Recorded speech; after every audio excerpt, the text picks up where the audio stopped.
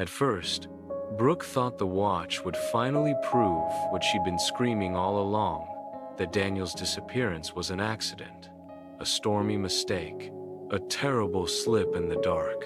But the moment investigators read the message hidden inside the back of the watch, "If I go overboard, don't believe her," everything turned against her.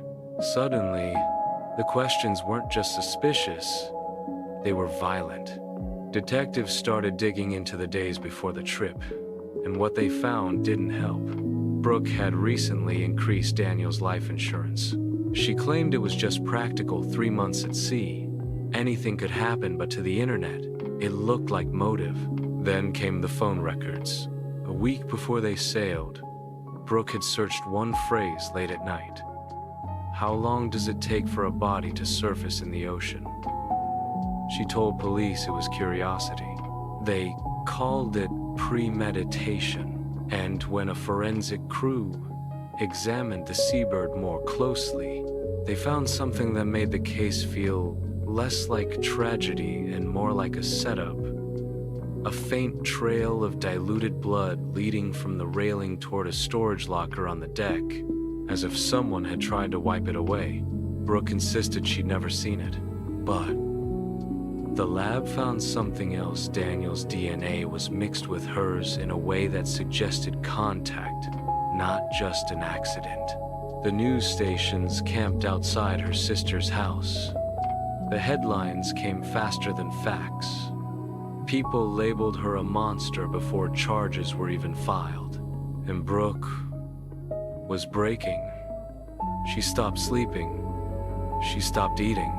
She kept repeating the same sentence to anyone who would listen. He was there, and then he wasn't. But the most chilling detail came weeks later, when the Coast Guard replayed the radio transmissions from that night. Most of it was static. Brooke crying, calling Daniel's name, begging for help. But buried underneath the noise, a technician noticed something that hadn't been documented. A second voice, low, calm, almost like it was right beside her. 3 words, repeating through the static like a whisper. Let her talk. Investigators swore it could be interference. Brooke swore she heard nothing, but the technician wasn't convinced, because that same voice appeared again on a different recording taken hours later, after authorities had already told Brooke to stay on Channel 16. And this time, the words were clearer. The voice said, "She's lying." Brooke's blood ran cold when she was played the audio. She collapsed in the interview room, crying, insisting someone else had been on the boat.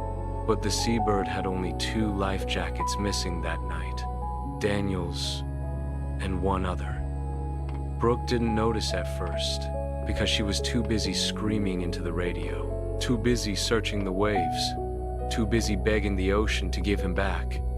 But once she saw it, her face went pale, because the second missing life jacket wasn't Daniel's, it was hers, and it hadn't drifted away. It had been cut off the hook, like someone grabbed it in a hurry, like someone expected to need it. And then, the case took its darkest turn of all. A month later, a storm pushed debris from far offshore toward the coast. Fishermen found a weathered object tangled in kelp, a sealed plastic bag. Inside was Daniel's phone, water damaged, but not destroyed. When police managed to pull the last video file from it, the screen lit up with shaky darkness, the sound of wind, the creak of ropes, and Brooke's voice in the background, yelling his name. But then, the camera swung toward the railing, and for a single second, it captured something, standing in the shadows on the deck. A figure wearing a hooded raincoat. Not Brooke, not Daniel, just a third shape, perfectly still, watching.